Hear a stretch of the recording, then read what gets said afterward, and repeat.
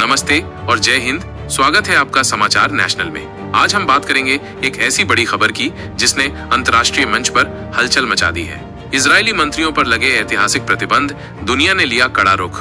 दर्शकगण, जैसा कि आप जानते हैं, इजरायल और फिलिस्तीन के बीच का संघर्ष एक संवेदनशील मुद्दा रहा है, लेकिन हाल ही में कुछ ऐसा हुआ है जिसने कई देशों को सीधे तौर पर हस्तक्षेप करने पर मजबूर कर दिया है। Canada, Australia, Norway, United kingdom, UK और न्यूजीलैंड जैसे देशों ने इजरायली कैबिनेट के दो प्रभावशाली मंत्रियों इतमार बेन-ग्विर, राष्ट्रीय सुरक्षा मंत्री, और बेजलेल स्मोट्रिच, वित्त मंत्री पर कड़े प्रतिबंध लगाए हैं। इन प्रतिबंधों में इन मंत्रियों के लिए यात्रा प्रतिबंध और उनकी संपत्तियों को फ्रीज करना शामिल है। ये एक बहुत बड़ा कदम है, खासकर तब जब ये देश पारंपरिक रूप से इजरायल के सहयोगी रहे हैं। क्यों लगाए गए ये प्रतिबंध?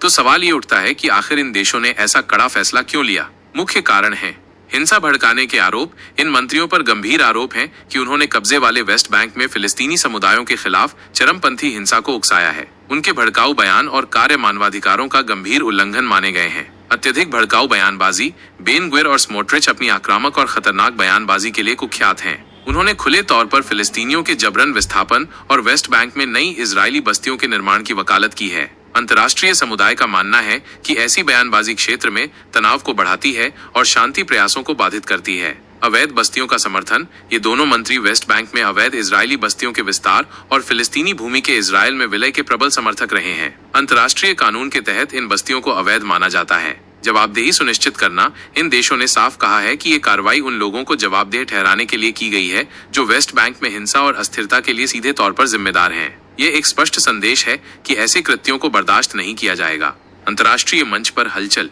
दर्शकगण, ये प्रतिबंध ऐसे समय में लगाए गए हैं जब गाजा में इजरायल के सैन्य अभियान और वेस्ट बैंक में बढ़ती हिंसा को लेकर वैश्विक स्तर पर चिंताएं अपने चरम पर हैं। यह कदम इजरायल के कुछ शीर्ष अधिकारियों के खिलाफ एक असाधारण राजनयिक निंदा को दर्शाता है। हालांकि यह भी ध्यान रखना महत्वपूर्ण है कि संयुक्त राज्य अमेरिका ने इन प्रतिबंधों की निंदा की है, जो इस मुद्दे पर पश्चिमी देशों के बीच एक अलग राय को दर्शाता है। अमेरिका का मानना है कि ऐसे प्रतिबंध शांति प्रयासों में मददगार नहीं होते।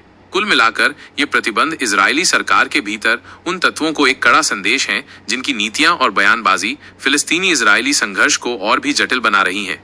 आपकी इस खबर पर क्या राय है? हमें कमेंट सेक्शन में जरूर बताएं।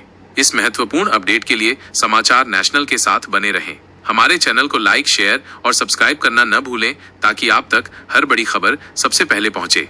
जय हिंद। धन्यवाद।